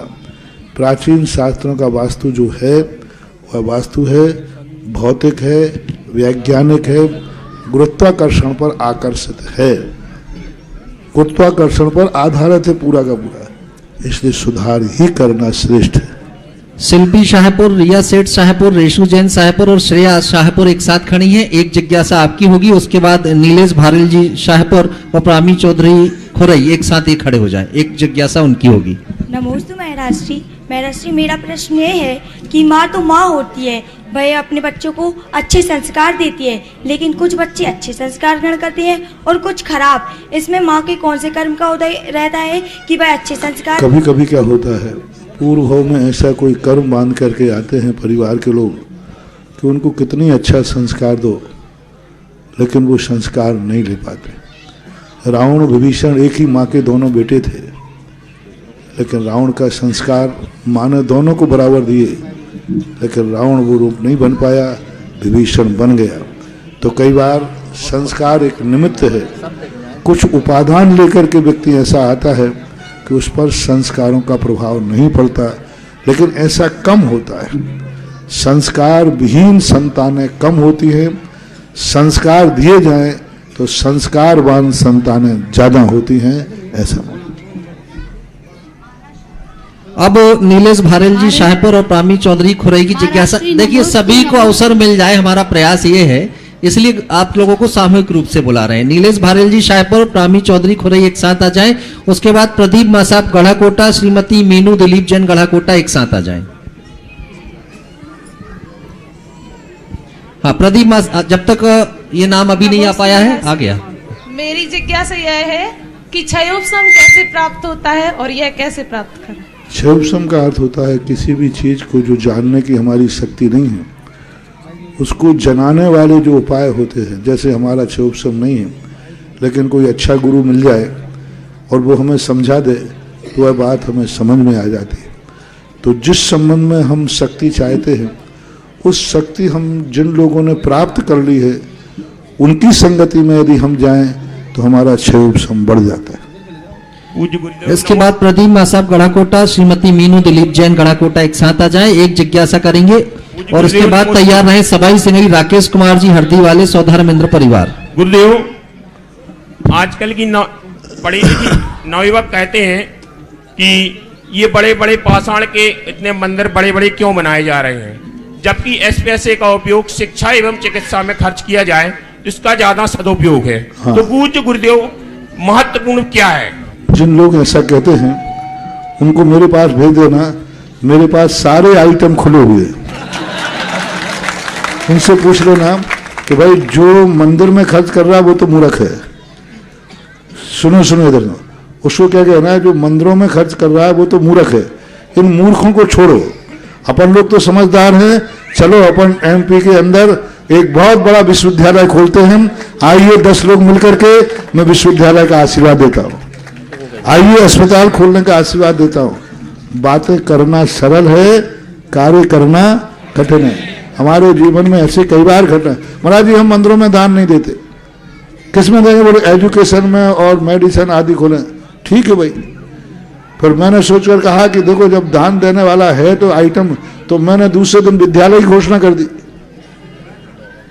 तो फिर मैंने कहा कि भाई वो व्यक्ति कहाँ है जो कह रहा था मंदिरों में दान नहीं देते, विद्यालय में देना चाहिए। वो व्यक्ति उस दिन के बाद पूरे 4 महीने में आए ही नहीं। तो ये ज्ञानचंद, रायचंद और हुकमचंद, आप ऐसी टीम बनाइए विद्यालय के संबंध में, इसका समर्थन करता हूं। लेकिन जब व्यक्ति विद्यालय और अभी एक मूर्ति की बात आए तो व्यक्ति 1 करोड़ रुपया घोषित कर देगा, और विद्यालय की बात आए तो कहे 5,000 रुपया लिख लो। क्यों? इसके कई रीजन भी हैं और कारण भी हैं। पहली बात है कि आप जिन ऐसे विचार वालों को इकट्ठा कीजिए। आप मंदिर बनाने वालों से ईर्ष्या ना करें, जले नहीं। धन उनका है, उनकी रुचि जिसमें है उसमें खर्च कर सकता है। आप अपने विचार वालों को तैयार करें और ऐसे विचारक तैयार करें कि वो 5 करोड़ 10 करोड़ का मंदिर बनाए, तुम 15 करोड़ का विद्यालय बनाओ।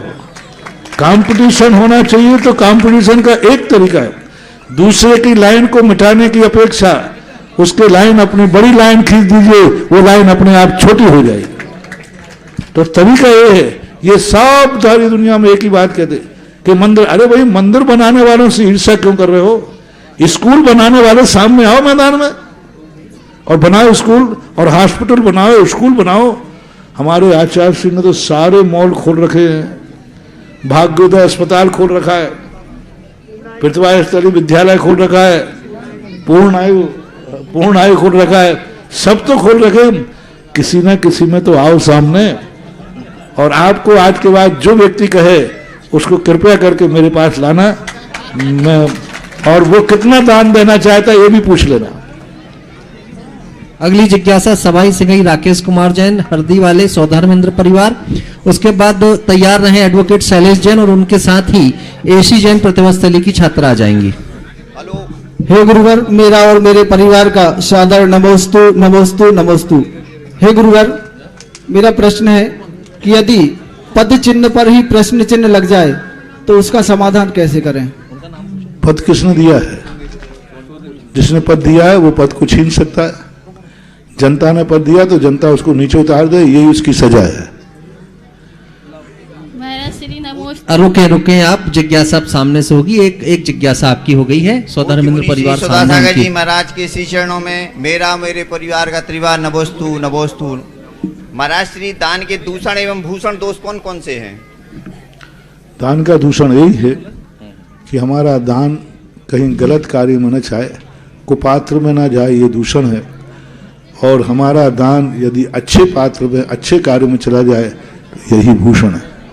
एडवोकेट शैलेश जैन पथरिया, साथ ही आ जाए प्रतिभा स्थली की छात्रा एसी जैन, और 3 बिटिया एक साथ आ जाएंगी। विदुषी मयूरी जैन सांगानेर की, ये गढ़ाकोटा निवासी है। शिवी जैन गढ़ाकोटा, श्रीमती मेनू गोदरे गढ़ाकोटा, ये तीनों एक साथ आ जाएं और एक जिज्ञासा करें। पथरिया समाज, मेरे परिवार और मेरी ओर से नमोस्तु भगवान।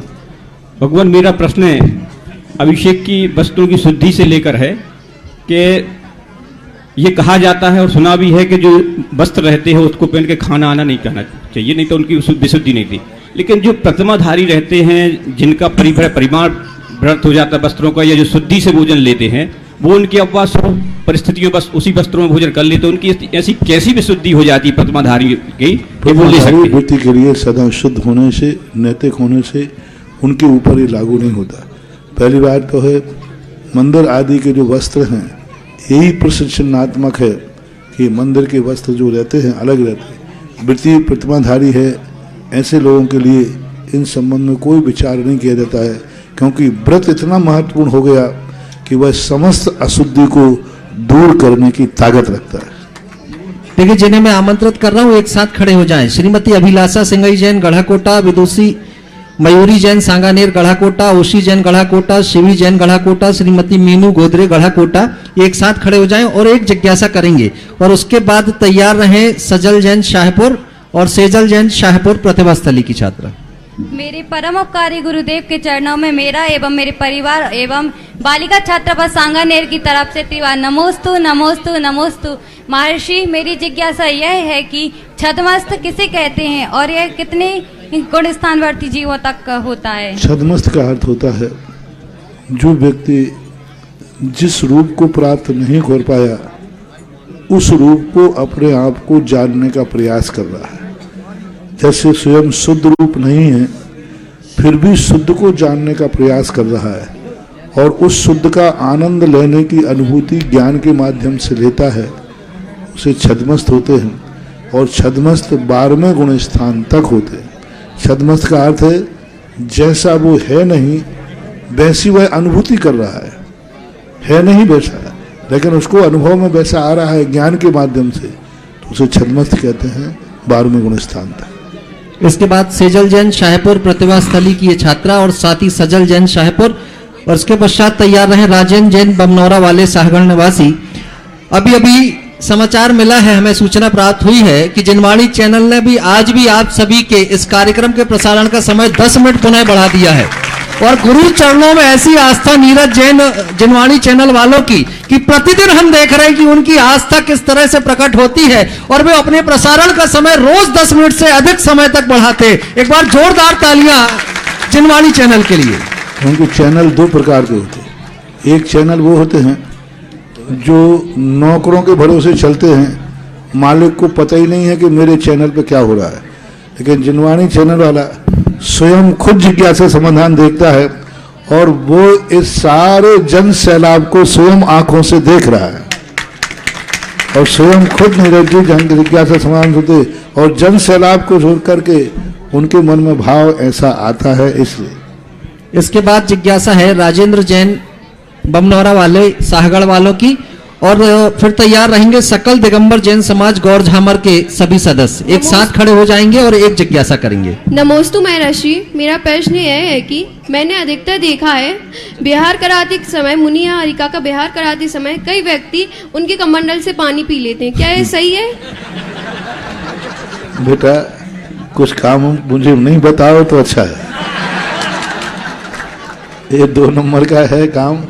हम तो यही कहेंगे नहीं पीना चाहिए, नहीं लेना चाहिए, लेकिन लोग कहते हैं कमंडल से शुद्ध पानी और काम। राजन जैन, मजबूरी की बात अलग है, मार्ग नहीं। राजन जैन बमनौरा वाले और गौर झामार जैन समाज का प्रतिनिधि नहीं, व्यक्तिगत प्रश्न है। आपकी पर्ची जैन समाज के प्रतिनिधि मंडल के नाम से आई है, इसलिए ये प्रश्न नहीं, ये मान्य नहीं होगा। पर्चियां स्पष्ट भेजें। राजन जी, चरणों में बमनौरा एवं सागर समाज की समस्त समाज की नमोस्तु नमोस्तु। महाराज जी, मेरे बमनौरा में बहुत प्राचीन मंदिर है श्री सुपाशनाथ भगवान का, उनका सांतिया उल्टा बना है, उसकी समाज के लिए क्या असर पड़ता है और क्या करना चाहिए? उल्टा उल्टा सांतिया बनाने में दो कारण रहे हैं। कभी शिल्पी की भूल से बन जाता है, और बीच में क्या होता था, 14वीं से 18वीं शताब्दी तक एक तंत्र का प्रभाव था, तांत्रिक लोगों का बहुत बड़ा प्रभाव था।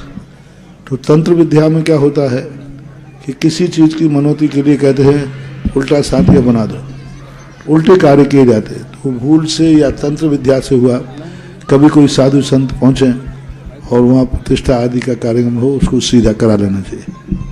इसके बाद ऋतु जैन गढ़ाकोटा उनके साथ आ जाएं, आयुषी जैन गढ़ाकोटा, कुमारी साक्षी जैन गढ़ाकोटा, तीनों एक साथ खड़े हो जाएं और एक जिज्ञासा रखेंगे। इसके पश्चात रिया सेठ शाहपुर तैयार रहें।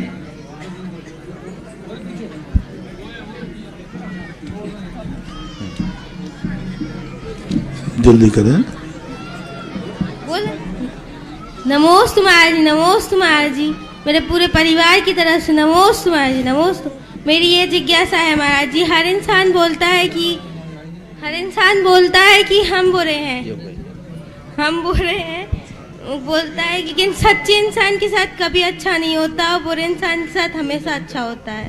ऐसा नहीं है, बुरे इंसान के साथ हमेशा बुराई होता है, अच्छे व्यक्ति के साथ अच्छा ही होता है। फर्क ये होता है कि बुरे आदमी के पूर्व में उसने इतने अच्छे कार्य किए हैं कि उसकी बुराइयां लोगों को दिखती नहीं, और अच्छे आदमी ने अतीत में इतने गंदे कार्य किए हैं कि लोगों को उसकी अच्छाइयाँ दिखती नहीं। दोनों तरफ समझना चाहिए। बुरा आदमी इसलिए है कि उसे इतनी अच्छे कार्य उसने किए कि उसकी बुराइयाँ ढक जाती हैं। तो हमें कुछ ऐसा सोचना चाहिए, अच्छा आदमी आज है, कल वो बहुत गंदा आदमी रहा है, तभी तो उसकी अच्छाइयाँ लोगों को नहीं दिख रही हैं, ऐसा माना। अगली जिज्ञासा आप तीनों की थी ना, हाँ तो एक साथ खड़े हो जाए ना। और इसके बाद तैयार रहे मुनिश्री निरालस सागर जी महाराज जी के ग्रस्त जीवन के परिजन आए हुए हैं पथरिया से। परिवार की तरफ से नमोस्तु महाराज श्री। मेरी जिज्ञासा यह है कि जो मृत्यु के पश्चात जो डेड बॉडी होती है उसको जला देना चाहिए या फिर उसकी बॉडी का अंग दान कर देना चाहिए? अंग दान करने से कोई दोष तो नहीं है? परंपरा है, एक बहुत अच्छी आदर्श की परंपरा है। मैं उसको दान की कोटि में तो नहीं कहूँगा, रक्तदान, अंगदान, नेत्रदान, ये दान नहीं है, ये सहयोग कहलाता है। आज उस बॉडी का अपने भारत में बहुत बड़ा उपयोग, सदुपयोग दूसरों के लिए यदि काम आता है तो दान देने में कोई बाधा नहीं, लेकिन इसको दान न कह करके आपसी में सहयोग कहना चाहिए, करने में कोई बाधा नहीं। हम इसे धार्मिक रूप तो नहीं देंगे, लेकिन हम इसका निषेध भी नहीं करेंगे। हाँ बिटिया, ये अगली जिज्ञासा आपकी और उसके बाद मुनिश्री निरालस सागर जी महाराज जी के परिवार के सुधा सागर जी के चरणों में कोटिशा नमोस्तु नमोस्तु नमोस्तु महाराज श्री। महाराज श्री, मेरी जिज्ञासा यह है कि जब महाराज श्री लोग, आचार्य श्री लोग जब 36 घंटे एक साथ सामायिक करते हैं तो क्या उन्हें किसी भी प्रकार की अड़चन या बाधा नहीं आती है? और अगर आती भी है तो फिर वो किस प्रकार से वो दूर करते हैं? नहीं आती, उपयोग का बदल जाता है, उपयोग उन बाधाओं की तरफ जाता ही नहीं, क्योंकि वो एक कोई लक्ष्य चिंतन लेकर बैठते हैं, वो अपनी एक साधना में लीन हो जाते हैं। उनका बैठना ही ये है कि हम इन बाधाओं को जीतेंगे। बाधाएं आएंगी तो उन बाधाओं को, शौच की, लघु शंका की, मच्छर की, कोई भी बाधा है उसको जीतने के लिए ही तो उन्होंने बैठने का संकल्प किया है। तो ये उनकी साधना होने से, उपयोग में परिवर्तन होने से वो बाधा गौण हो जाती है। हाँ, ये परिवार उपस्थित है मुनिश्री निरालस सागर जी महाराज जी के ग्रस्त जीवन के परिजन पथरिया से जिज्ञासा लेकर के, और उसके बाद वैभव सिंह गढ़ाकोटा और हर्ष जैन हैप्पी बंडा एक साथ खड़े हो जाएं। महाराज श्री, जीने का बस यही अंदाज रखो, जो तुम्हें ना समझे उसे नजरअंदाज करो, ये सही है क्या? जो हमें ना समझे उसको ना समझे तो सही है क्या? ये मुहावरे हैं, ये सबके ऊपर लागू नहीं किए जाते। जिसका जैसा मौका पड़े वैसा कर लेना चाहिए, इसको सिद्धांत नहीं बनाना चाहिए। नीतियां और सिद्धांत में अंतर है। नीतियां व्यक्तिगत लेकर बनती हैं और सिद्धांत त्रिकालिक होता है। तो ये नीतियां हैं, जैसा मौका पड़े वैसा करना चाहिए। महाराष्ट्री नीति तो है, पर वही व्यक्ति बार बार नजरअंदाज करे तो उसको नजरअंदाज करना चाहिए कि नहीं करना चाहिए? अब नजरअंदाज किस परिस्थिति में है वो देखना पड़ेगा। कितनी बातें हैं जिनको जिंदगी भर के लिए नजरअंदाज करना पड़ता है। तो अब परिस्थितियां देखो, केस कैसा है, किसको नजरअंदाज किसको नहीं करना, ये सिद्धांत नहीं बनाया जा सकता, प्रसंग के अनुसार। अगली जिज्ञासा वैभव सिंह गढ़ाकोटा, हर्ष जैन, हैप्पी बंडा एक साथ खड़े हो, दो जिनके नाम का वाचन हो एक साथ खड़े हो जाएं, एक एक जिज्ञासा करेंगे। और उसके बाद शैली जैन चनौआ और सुजाता जैन चनौआ दोनों एक साथ खड़े हो, एक जिज्ञासा करें। बोलो ना। नमोस्तु महाराज श्री, नमोस्तु महाराज श्री। मेरा प्रश्न यह है, जो सम्मेद शेखर जी को लेके आजकल वहाँ पे जो वहाँ की सरकार है, कर दिया बहुत 2-3 दिन से चल रहा है प्रश्न आ गया, वो गलत हो रहा है। सारी समाज को जागरूक होकर उसका विरोध करना चाहिए। शैली जैन चनौआ, सुजाता जैन चनौआ एक साथ खड़े हो जाएं, एक जिज्ञासा करें। और उसके बाद तैयार रहें शिल्पी जैन साहेबपुर, प्रतिभा स्थली, रेशु जैन साहेबपुर, ये दोनों एक साथ खड़े हों, एक जिज्ञासा करें। गुरुवर के चरणों में बारंबार नमोस्तु महाराज जी, नमोस्तु महाराज जी, नमोस्तु। गुरुवर नमोस्तु महाराज जी, नमोस्तु महाराज जी।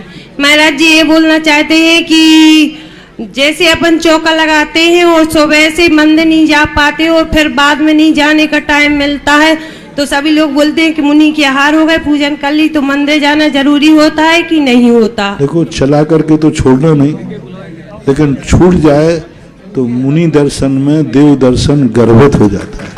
हाँ।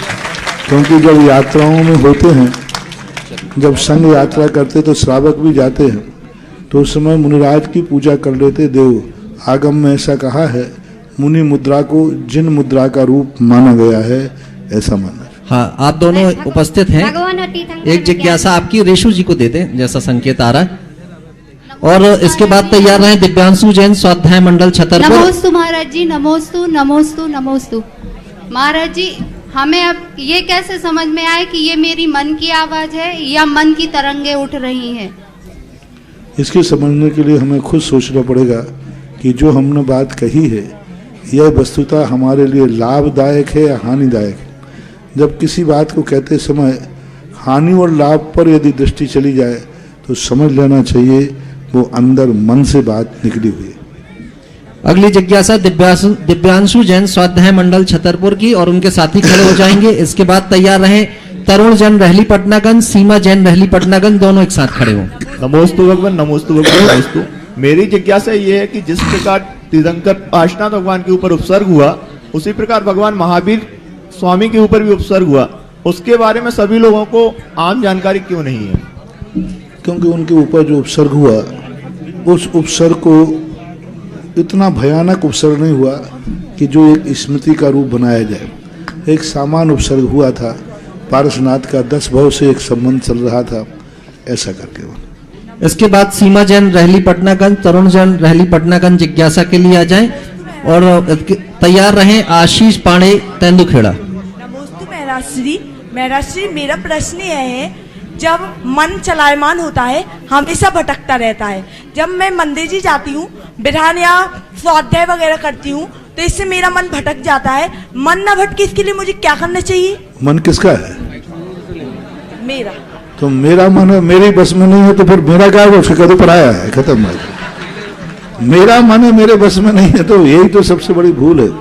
उस मन को हमें देखना पड़ेगा। मन को संस्कारित करो, मन को भय पैदा करो। मन एक बालक के समान होता है। जैसे बालक को कोई भी चीज से हम भय दिखा देते हैं तो डर कर उधर नहीं जाता, कोई लोभ दिखा देते हैं तो उस तरफ आ जाता है। इसी प्रकार मन के अंदर जब वो बाहर जा रहा है, उसके अंदर इतना भय पैदा करो कि वो बाहर जाने का सोच भी नहीं पाए। और जो कार्य तुम कर रहे हो उसमें मन लगाने का इतना लोभ उसको पैदा कर दो कि उसके अलावा उसको दूसरा चीज दिखे ही नहीं। जब लोभ और भय ये दोनों एक साथ मन में आ जाएंगे तो मन वही करेगा जो हम कराना चाहते हैं। आशीष पांडे जी की जिज्ञासा और उसके बाद तैयार रहे अमोली जैन प्रतिभास्थली ज्ञानोदय विद्यापीठ ललितपुर की छात्रा। उनके साथ खड़ी हो जाएंगी रोशनी जैन छावड़ा राजस्थान। जी मैं बोलना चाहता हूँ कि पूजा और अभिषेक का क्या फल है? नए मंदिर तो खूब बन रहे हैं, पुजारी कम हो रहे हैं। नहीं हो रहा है हमारे यहाँ तो नए मंदिर जितने बन रहे हैं पुजारी इतने ज्यादा हो रहे हैं कि मंदिर छोटे पड़ रहे हैं। तेंदुखेड़ा में अभी गजरत गया। अब तुम्हारा तेंदुखेड़ा तुम जाना। हमने तो जितने मंदिर बनाए हैं सब मंदिर आज छोटे पड़ रहे हैं, पुजारी बाहर तक खड़े रहते हैं। महाराज जी आपका आगमन कब होगा? इसके बाद जिज्ञासा के लिए आमंत्रित है अमोली जैन प्रतिभास्थली ललितपुर और साथ ही रोशनी जैन छावड़ा वहां उपस्थित हो जाए। एक जिज्ञासा होगी और उसके बाद आलोक जैन साहेब बंडा। मुनि श्री के चरणों में नमोस्तु। रोके ना पहले पीछे से। नमोस्तु गुरुदेव। मैं प्रतिभास्थली ज्ञानोदय विद्यापीठ की छात्रा हूँ। मैं गड़ाकोटा से आई हूँ। महाराज जी आप मेरी जिज्ञासा का समाधान दे। बड़े अपना कर्तव्य भूल जाए तो छोटों को धैर्य कैसे रखना चाहिए? इसलिए रखना चाहिए क्योंकि बड़े लोग जब अपना कार्य कर्तव्य भूल जाएं तो छोटे लोगों को ये सोचना चाहिए कि बड़े लोग इतनी बड़ी भूल कर रहे हैं और वो भूल हमें नहीं करना। और बड़ों को डायरेक्ट ना समझाकर इनडायरेक्ट रूप से उनको एहसास दिलाना चाहिए कि यह भूल तुम्हारे लिए गलत हो रही। कभी कभी बड़ों की भूल सुधारने के लिए एक बड़ा व्यक्ति शराब पीता था। एक बेटे ने आगे कहा महाराज जी मेरे पापा शराब पीते और मैं कहता हूँ तो वो मुझे थप्पड़ मार दे पीट देते हैं। पापा हैं मैं उनका अदब बहुत करता हूँ। तो मैंने कहा बेटा अब सब तुमने कर लिया? बोले मैंने सब कर लिया। मैंने कहा एक तरीका और है, आज तुम बाजार से 2 बोतल खरीद के लाना और पापा से कहना पापा आज आपका जन्मदिन है मैं आपको शराब लाया हूँ। और बोले बेटा 2 क्यों लाए? बोले मैं आपका ओरिजिनल बेटा हूँ ना। बोले हाँ एक आपके लिए और मैं अपने लिए। आप पीते तो मैं भी पीऊंगा। तो बाप घबरा गया बेटा ये मत पीना मर जाएगा। बोले नहीं ओरिजिनल बेटा है तो पीऊंगा। तो वो दोनों पिताजी मेरे पास आए, बोले महाराज ये शराब पीना शुरू कर दिया। मैंने कहा ओरिजिनल बेटा है तो पिएगा। यदि बेटे को बचाना है तो तुम्हें छोड़ना पड़ेगा। उसी दिन से दोनों की छूट गई। तो कभी कभी बड़ों को तरीका सुधारने के कुछ ऐसे होना चाहिए जिससे वो सुधर जाए। मेरे आराध्य गुरुवर के चरणों में रोशनी छावड़ा जी की जिज्ञासा, उसके बाद आलोक जी तैयार रहेंगे। मेरा और मेरे परिवार वालों का त्रिवार नमोस्तु नमोस्तु। हे गुरुवर, भगवान की भक्ति पूजन करते समय भावों की विशुद्धि पर पहने हुए वस्त्रों का क्या प्रभाव पड़ता है? बहुत प्रभाव पड़ता है। निमित्त एक संबंध होता है। बाहरिक वर्गणाएं भी हमारे मन को प्रभावित करती हैं। जब एक व्यक्ति अपने यूनिफॉर्म में होता है तो उसके अंदर एक ऐसी शक्ति जाग जाती है। एक पुलिस वाला है विदाउट ड्रेस में है तो उसके अंदर वो रौब नहीं होता और जैसे ड्रेस पहन लेता है उसके अंदर एक रौब आता है। तो ये संस्कार बनते हैं, ड्रेस का बहुत बड़ा प्रभाव पड़ता है। इसके बाद आलोक जी की जिज्ञासा और तैयार रहे रेखा उमरा गढ़ाकोटा, श्रीमती कांति उमरा गढ़ाकोटा, श्रीमती प्रभा उमरा गढ़ाकोटा और मान्या पीयू गढ़ाकोटा। आप चारों एक साथ खड़े हो जाएं और एक जिज्ञासा करें। मुनि श्री के चरणों में नमोस्तु नमोस्तु नमोस्तु। मुनि श्री पूजन के पहले अभिषेक के पहले पूजन करना कहाँ तक उचित है? मुनि श्री मजबूरी में जैसे महिलाएं वगैरह हैं कभी जल्दी जाना है तो करने में कोई बाधा नहीं है। मार्ग यही है कि अभिषेक के बाद करना चाहिए, लेकिन कुचित के जाते कभी जल्दी जाना है करना है तो करने में कोई बाधा नहीं। रेखा उमरा गढ़ाकोटा, श्रीमती कांति उमरा गढ़ाकोटा, श्रीमती प्रभा उमरा गढ़ाकोटा और मान्या पीयू गढ़ाकोटा। एक जिज्ञासा होगी आप चारों के बीच में। उसके बाद बालक अक्षत जैन छतरपुर, आदि जैन। तीनों लोकों में विराजमान कण कण में स्थित 1 इंद्रिय से लेकर 5 इंद्रिय तक के जीवों की ओर से बारंबार अनंतों बार नमोस्तु नमोस्तु नमोस्तु। हे गुरुवर, मेरी जिज्ञासा यह है कि अगर कभी एक्सीडेंट या जो कोरोना काल चल रहा है उसमें मरणासन की स्थिति आती है जिसमें हम बच भी सकते हैं और मर भी सकते हैं, तो उस समय हम कैसे धैर्य धारण करके संलेखना पूर्वक मरण करें और कैसे त्याग करें, कैसे समता भाव रखें? हमारे यहाँ 2 प्रकार की संलेखना, एक उपसर्ग संलेखना होती है। उस समय ये नियम ले सकते हैं कि जो उपसर्ग हमारे ऊपर आया है जब तक ये उपसर्ग दूर नहीं होगा हम सब प्रकार के परिग्रह का त्याग करते हैं या परिग्रह का परिमाण करते हैं। उस समय इस बाह्य परिग्रह के संबंध में संकल्प ले सकते हैं। यदि हम जीवित रहे तो फिर बात की बात है, लेकिन यदि मरण को प्राप्त होते हैं तो उस समय अपने परिणामों का सबका परिमाण कर लेना चाहिए। यदि अस्पताल में है तो अस्पताल का, यदि मैं अस्पताल में से बाहर नहीं गया, यही मौत हो गई, तो इस कमरे के बाहर हमारा सब कुछ त्याग है और इतना ही परिग्रह मेरा है जितना कि डॉक्टर आवश्यक बता रहा है। तो ऐसा तात्कालिक उपसर्ग परिमाण किया जा सकता है। बालक आदि जैन छतरपुर की जिज्ञासा। महाराज जी, हमारी और हमारे परिवार की तरफ से और छतरपुर के समाज की तरफ से नमोस्तु नमोस्तु नमोस्तु। महाराज जी, हमारी जिज्ञासा ये है कि जो पूजा के बाद जो आशिका होती है उसका जल हमें सिर पर लगाना चाहिए कि नहीं लगाना चाहिए? क्योंकि आशिका का अर्थ होता है भगवान का जो गुणानुवाद हमने किया वो गुण मेरे में भी प्रकट हों, ऐसा रूप मान करके, गंधोदक मान के नहीं लगाना, वो गुण मेरे में प्रकट हों ऐसा मान करके ले लेना चाहिए। नमोस्तु महाराज श्री, मेरा प्रश्न यह है कि जब हम बाहर पढ़ते हैं तो हमसे बहुत सारे लोग पूछते हैं कि जैन धर्म इतना अलग क्यों, और कई बार कुछ कुछ चीज़ों को लेकर हमें मजाक उड़ाया जाता है, जैसे कि तुम्हारे गुरुदेव नग्न क्यों रहते हैं। तो ऐसे हम इनको सरलता पूर्वक कैसे उत्तर दें? उनको यही बात कह सकते हैं कि प्रकृति ने जो रूप दिया है, वस्त्र वही पहनते हैं जिनके मन में विकार होता है, लज्जा होती है, और हमारे महाराज के मन में कोई विकार नहीं होता, तो उनके लिए वस्त्र क्यों? विकारों को ढाका जाता है। और हर दर्शनकार ने परिग्रह का निषेध किया। उनसे पूछ सकते हैं कि महाभारत के अंदर गंधारी ने अपने इतने बड़े पुत्र सुने, ओम शांति, ओम शांति, दुर्योधन उस समय दादा बन चुका था, उनके बेटों के भी बेटे हो चुके थे, पोता। उस समय गंधारी ने अपने इतने बड़े बेटे को नग्न क्यों बुलाया था? जिस माँ की दृष्टि एक शरीर को वज्र की कर सकती है, तो क्या एक छोटे से कपड़े का भेदन नहीं कर सकती थी? एक छोटा सा कपड़ा पहन के बुला लेती। उस समय नग्न क्यों बुलाया? यानी उस महाभारत से भी सिद्ध होता है कि अमर बनना है तो शरीर को नग्न रखना पड़ेगा। और आप ये तो सबको मालूम है ना। और जितना कपड़ा उसने लपेट लिया था, उसका मरण कहाँ से हुआ बेटा? वहीं पर उसको गधा मारा गया, क्योंकि उतना कपड़ा से ढक लिया था। किसी के कहने पर, तो कहना हमारे महाराज किसी के बहकावे में नहीं आते हैं। प्रकृति माँ की ज्योति की अमरता पाने के लिए हमारे महाराज दिगंबर और नग्न रहते। जैसे कि महाभारत में सबसे बड़ा प्रमाण है कि गंधारी जैसी शक्ति एक कपड़े का भेदन नहीं करी, एक छोटा सा कपड़ा में भेदन नहीं कर पाई।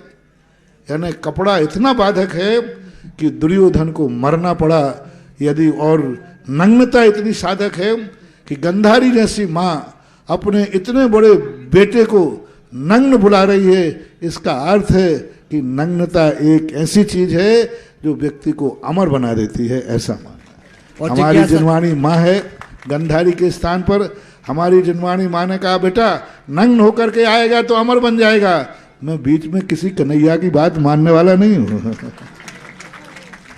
जिज्ञासा समाधान के इस सत्र का हम यहाँ समापन करने जा रहे हैं। जिनके प्रश्न शेष रह गए हैं वे कल प्रयास करेंगे, संभवतः प्रतीक्षा सूची में उनके नाम कल आ सकते हैं। अब हम उस पात्र का चयन करें जिसे आज पूज्य मुनि पुंगव श्री 108 सुधा सागर जी ऋषिराज की आरती करने का सौभाग्य प्राप्त होगा। अभी सभी लोग बैठे रहेंगे। कौन होगा वो सौभाग्यशाली? शीघ्रता से भावों को बनाना। कौन होगा आज के 21 से चालू कर रहा हूं, 21,221 रुपया, 21,221 रुपया आरती करने वाले पात्र का चयन। और यह संपूर्ण राशि कहां जाएगी? उस क्षेत्र पर जाएगी जिस क्षेत्र को पूज्य मुनिश्री ने महातीर्थ बना दिया, चंद्रोदय तीर्थ क्षेत्र। उस तीर्थ क्षेत्र के गर्भगृह के निर्माण में यह राशि आपकी लगेगी। एक महातीर्थ के निर्माण का पुण्य आपको लगेगा। तो कौन होगा वो सौभाग्यशाली जो आरती कर 31,331 रुपया, 31,331 रुपया, 51,551 रुपया, 51,551 रुपया महाआरती करने वाले पात्र का चयन। कौन होगा वो भाग्यशाली जिसके हाथों में आरती के थाल होंगे और मुनि श्री की महाआरती करने? 55 61 नहीं, 61 कहां से है? थोड़ा तेज बढ़ा दो ना भैया जी, जो भी हैं। 71,771 रुपया, 71,771 रुपया। कुछ कह रहे हैं क्या भैया? 71,771 रुपया। महाआरती करने वाले पात्र का ये चयन है, 71,771 रुपया। भैया आप कुछ कह रहे थे? हाँ, संकेत ले ले जल्दी से, 1 मिनट में यह पात्र चयन हो जाएगा और किसी पुण्यशाली बड़भागी श्रावक के हाथों में यह आरती के थाल पहुंच जाएंगे। आज के दिवस का वो महाभाग्यशाली श्रावक होगा जिसके हाथों में आरती के थाल पहुंचेंगे। 71,771 रुपए एक बार बोली जाती हुई। भैया सभी को क्यों खड़ा कर दिया अभी? 71,771 रुपए एक बार, 71,771, 71,771 रुपए एक बार, 71,771 रुपए 2 बार, 2.5 बार, पौने 3 बार। चलिए ये सौभाग्य जाने जा रहा है। 71,771 रुपए एक बार, 2 बार, 2.5 बार, पौने 3 बार और अंतिम बार सोच ले 71,771 रुपया 3 बार। ये सौभाग्य गया है छतरपुर जैन समाज के हिस्से में। एक बार जोरदार तालियां उनके सम्मान में सभी लोग बजा दें।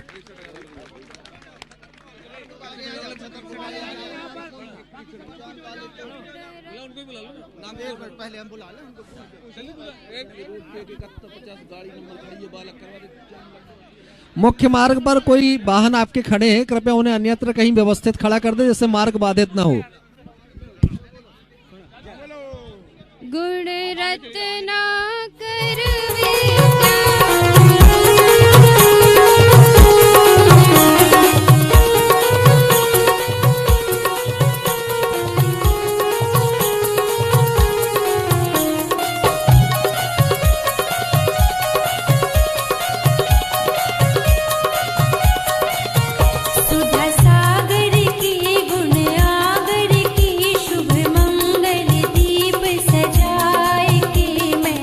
आज